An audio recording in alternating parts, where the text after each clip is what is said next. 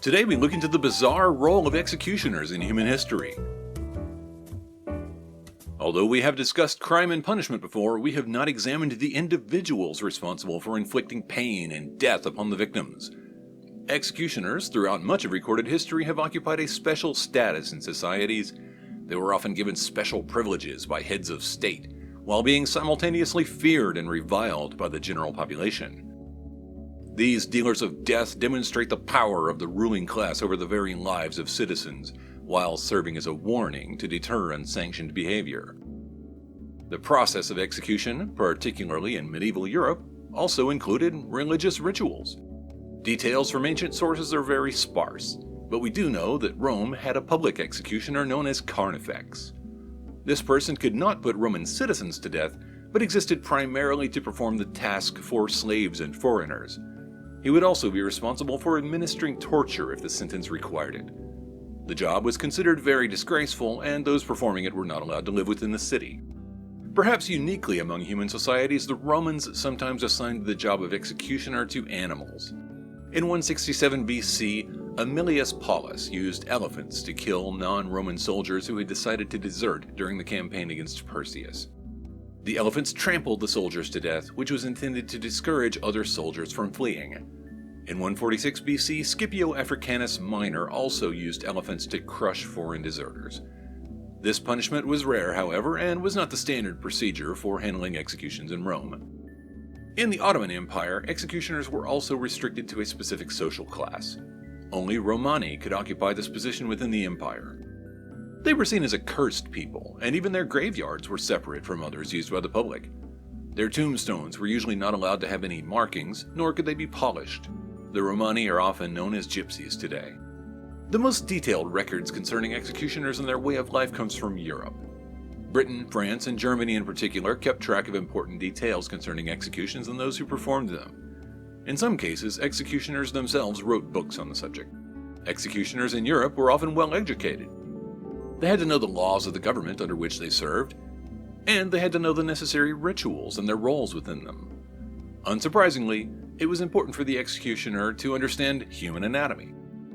Quite often, an executioner's knowledge of anatomy was so detailed that he could function as a physician if necessary.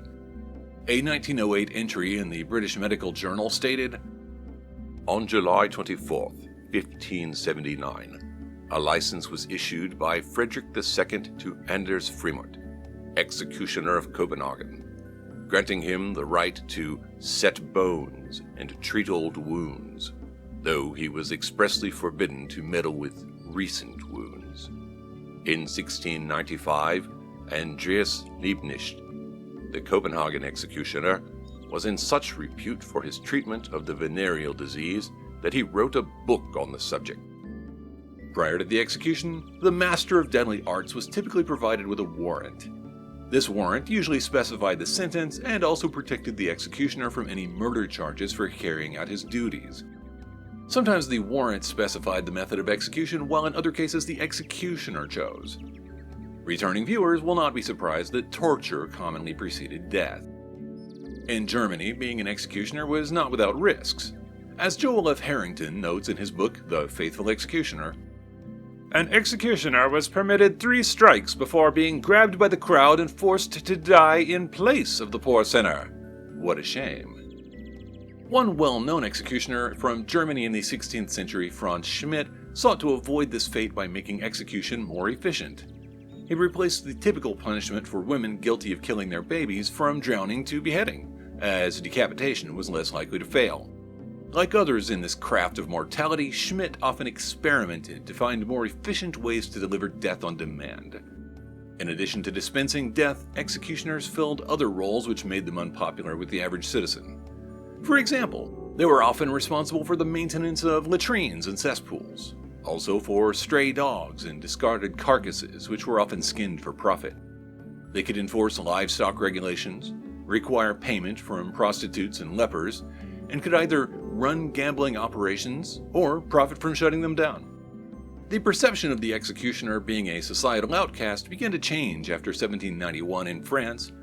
After the Revolution, executioners were granted citizen status. Also, torture as a punishment was removed, and the method of execution was standardized.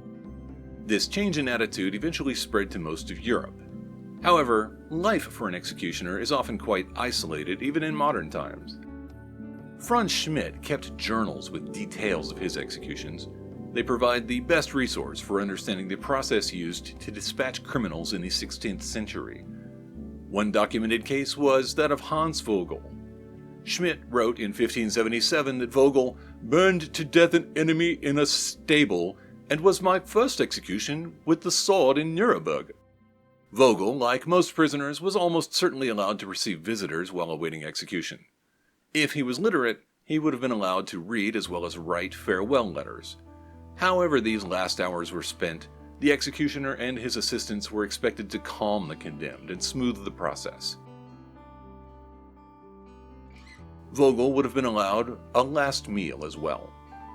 One chaplain who viewed several last meals was astounded at the bad behavior he encountered. He said of one convicted thief that he thought more of the food for his belly than his soul, devouring in 1 hour a large loaf, and in addition 2 smaller ones besides other food.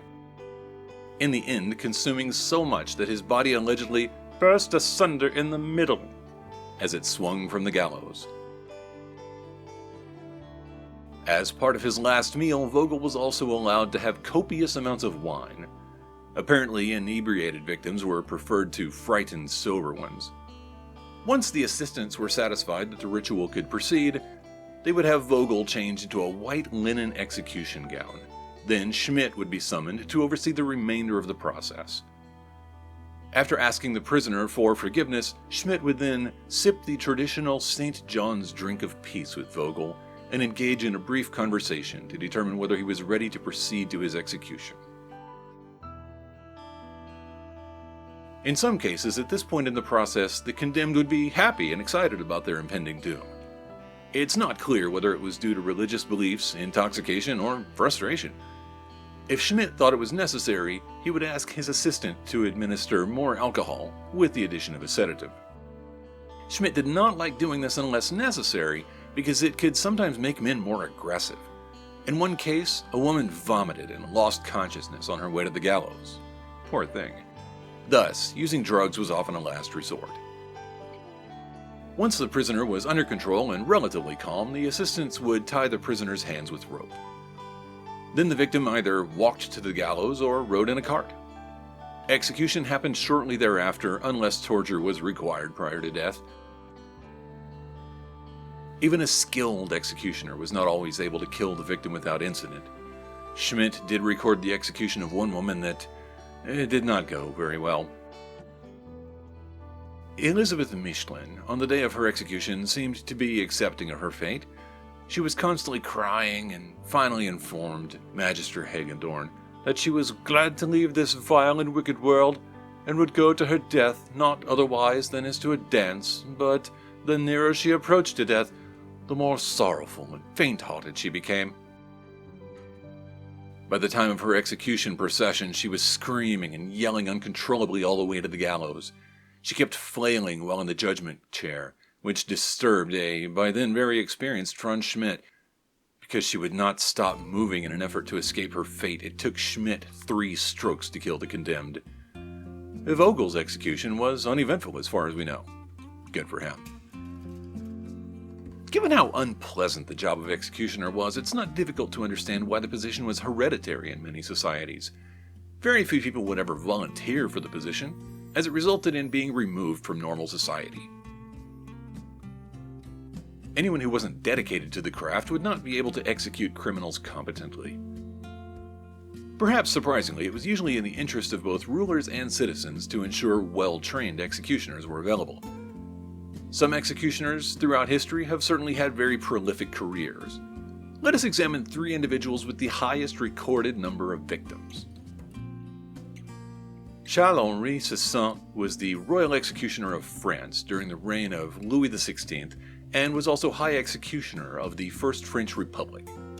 He executed people in Paris for over 40 years and performed a total of 2,918 executions. Very productive. Sanson was born in 1739 and died in 1806. He was the 4th in a 6th-generation family dynasty of executioners. Sanson also had the privilege of being the first executioner to use the guillotine on April 25, 1792. He was instructed on that day to execute Nicolas Jean Pelletier for robbery and assault at the Place de Grève. Sanson eventually executed King Louis XVI himself and many other members of the nobility during his long tenure. The next executioner we will discuss is Johann Richard from Germany. He was born in 1893 and died in 1972. He was the appointed executioner for Bavaria, Germany from 1924 to 1946. During the Nazi era, he executed people who were found guilty of resisting National Socialism. He assumed the position of executioner when his uncle retired at the age of 70. During his time as an executioner, he tried to make the execution process as fast as possible so that it was less stressful for the condemned. He normally used a guillotine to behead the victims. Starting in 1939, he had the tipping board of the guillotine replaced with a fixed bench. He also had an assistant hold hands over the prisoner's eyes instead of using a blindfold. The condemned's arms and legs were held by assistants without using restraints, and they maintained their grip until the blade dropped. After implementing all these improvements, he reduced the time for a single execution down to 3 or 4 seconds. Excellent work. Sort of. Once World War II ended, he was arrested by the United States Army and spent 1 week in prison for denazification. He was not tried for performing his duty as executioner, but was in fact hired by the United States Office of Military Government until the end of 1946 to help execute 156 Nazi war criminals. Talk about irony. In this case, he had to help design a gallows so the victims could be hanged. At the end of May 1946, he learned that he had executed 2 innocent people due to mistaken identity. He was very disturbed by this and retired from his executioner role. He led a lonely existence afterward. His marriage failed. His son, Hans, disturbed by his father's occupation, committed suicide in 1950.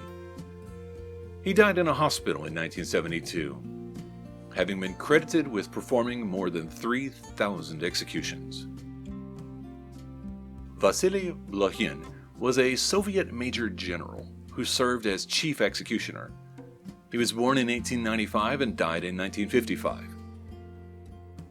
Records supposedly show that he executed tens of thousands of prisoners by his own hand.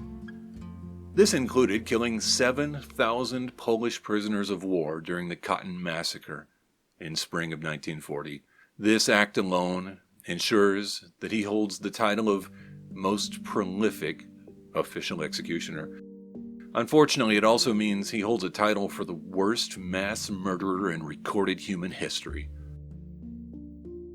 His preferred method of execution was to use a gun. Usually, he would take a pistol and shoot the victim at the base of the skull. He preferred to use a German Walthall model as he didn't trust the reliability of Soviet-made weapons. In order to accomplish killing the Polish prisoners, he had to use an ambitious quota of 300 executions per night.